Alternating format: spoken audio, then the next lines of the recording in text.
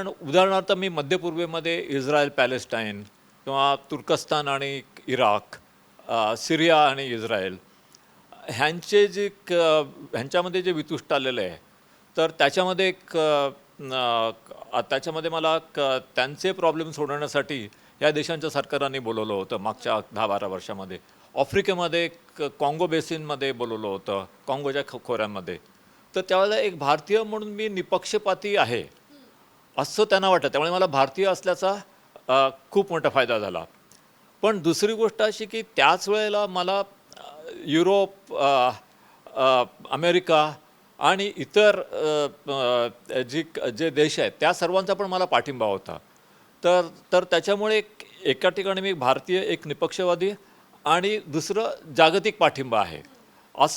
अशी माझ्याकडे दुहेरी हां, ताकद होती.